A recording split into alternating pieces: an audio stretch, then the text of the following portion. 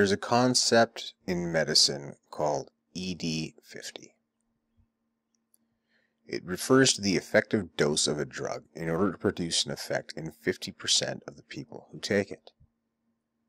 Depending on the toxicity and potential for lethality of the drug, doctors generally tend to prescribe higher or lower amounts, so it is by no means a representation of what you'll get in your average prescription. The amount people are generally prescribed will vary. Depending on their individual situations, could be 500 milligrams daily of Tylenol, could be 2 Amoxicillin tablets a day, could be Attivan. Some drugs produce an effect in our brain that stimulates our brain's reward center by flooding the nucleus accumbens with dopamine, a hormone produced by the brain naturally. Oftentimes, as a result, this causes what we call addiction. There are a couple of dozen different classifications of substance dependence. All do the same thing to the brain, roughly. Dopamine can be produced under a variety of circumstances. Doing drugs, eating lots of sugar, even sex, video games, and Facebook. All things that can become addictive if not done responsibly. It's said that dopamine is produced when you're doing something your brain finds pleasurable. By that standard, we can assume that anything that allows an individual to feel pleasure with something can be addictive. As many of us know, certain emotional states are quite pleasurable. Exhilaration, happiness, comfort, sometimes even anger. Many become addicted to how others make them feel. Some become addicted to ideas. But some become addicted to ideas.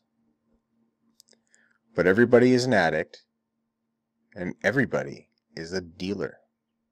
We tend to take it for granted, but everyone has the potential in them to produce an addictive effect in the minds of others, although we rarely, if ever, realize we're doing it. But some can be toxic, and some can be lethal. Take sympathy, for instance.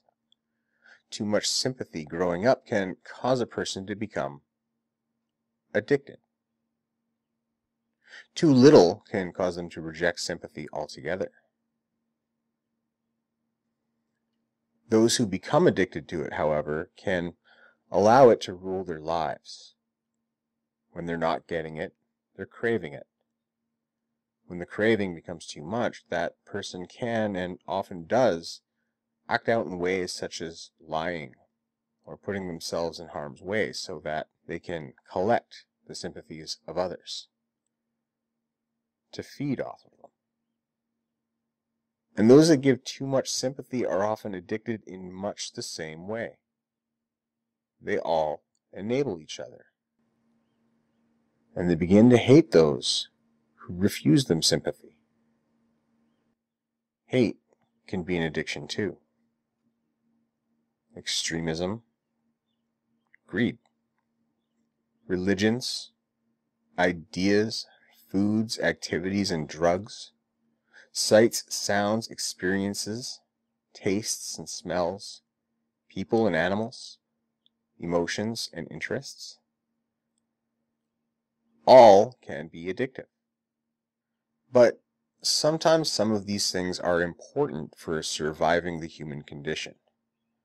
Sometimes what destroys the addict can save another. There's a concept in medicine called the maximum effective dose. This is the maximum recommended dosage of a drug in order for it to produce a positive effect. Any further, and it begins to produce undesirable effects. The addict rarely chooses to think about those risks. We need to remember that all of us are addicts, and all of us are dealers. The only thing we do is choose our addictions, often subconsciously. Some addicts can't be reasoned with, and so we must treat them as addicts, lest we enable them further. And sometimes we can't be reasoned with because we refuse to look at our own addictions. Can you reason with a heroin addict to look past his addiction? Sometimes, but it's rare. And so I think it's our responsibility to limit our enabling of others' addictions to the maximum effective dose.